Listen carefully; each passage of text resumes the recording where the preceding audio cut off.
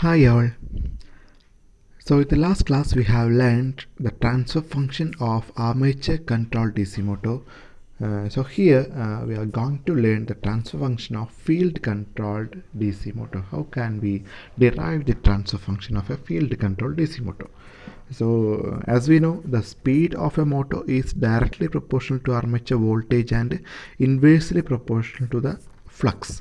So here for controlling the DC motor, we are varying the field supply, okay, and the armature voltage is kept constant and we are varying the field voltage. That is just opposite to the case of the armature control DC motor. So here it is a field control DC motor, so varying the speed of the motor, we are controlling the field, okay.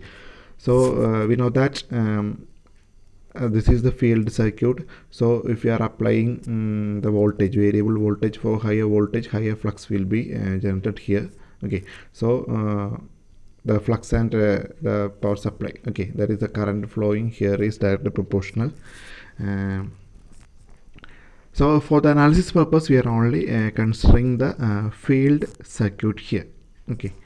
And some terms regarding the figure is, there is RF is field resistance, LF field inductance, IF is the field current, VF field voltage, T is the torque developed by motor, KTF is the torque constant, J is the moment of inertia of rotor and load, B is the frictional coefficient of rotor and load, okay.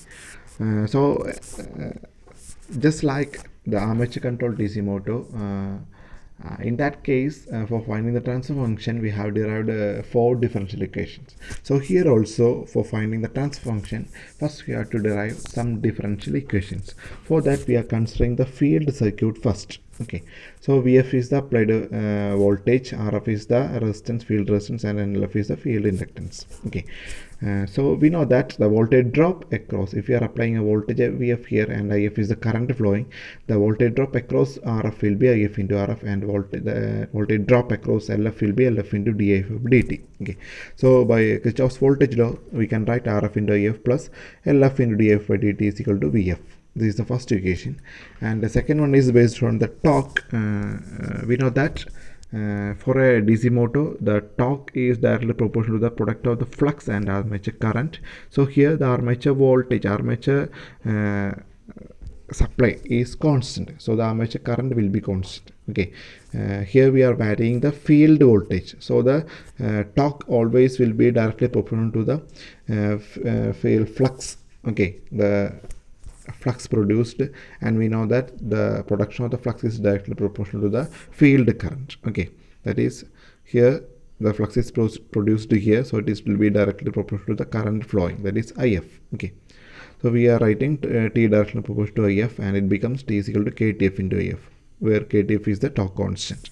And next we are considering the mechanical rotation system of the DC motor, just like our armature control DC motor. In this case also we are neglecting the spring, that is the elastic deformation effect, okay.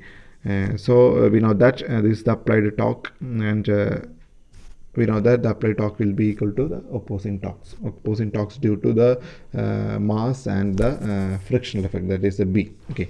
And the opposing force due to the mass is J into d square theta by dt square, and the opposing torque due to the dashpot, that is the friction effect, will be equal to B into d theta by dt. So the torque balance equation becomes when it is equal to the applied torque T, okay. So this is the third equation, and we are writing all the 3 equations here, and we are taking the Laplace transform of all these 3, just like our armature control DC motor. So here it becomes RF into IF of S plus this term becomes LF S into IF of S is equal to VF of S, first one, and T of S equal to KTF into IF of S, and by taking the Laplace transform of this it becomes J into S square into theta of S, okay, plus BS into theta of S is equal to T of S. And here also the 1.29 and 1.30 are the torque equations, so we are going to equate these 2 equations, and from that we are deriving the equation for IF of S. So IF of S is S into JS plus B by KTF into theta of S, okay. And in the 1.28 equation, this equation we are going to substitute the value of if here. So from this we are taking outside if common, so it becomes rf plus slf into if of s is equal to vf of s. So instead of this if we are going to substitute this value, so it becomes rf plus slf into s into js plus b by ktf into theta of s equal to vf of s. Just we have substituted the if here, okay, and by rearranging, theta of s by vf is equal to ktf by s into rf plus slf into b plus sg, okay. And for representing the transfer function in terms of the field time constant, mechanical time constant, like that, so we are taking outside rf from the denominator, so it becomes 1 plus slf in by rf, and b from this term, so it becomes b into 1 plus s into j by b, okay. So here we know that from this figure it is clear that this ktf by rf into b, okay, ktf by rf into b, so this term is replaced with the km, that is motor gain constant. So here we can see km is there, okay, and in the denominator s is always there, and lf by rf becomes tf, that is field time constant. So s into 1 plus stf, and this j by b becomes mechanical time constant tm, so 1 plus stf. So the transfer function of a field control DC motor is km by s into 1 plus stf into 1 plus stm. So this is the last equation. So I hope all of you understand well, okay. So it's a very important portion. So thank you.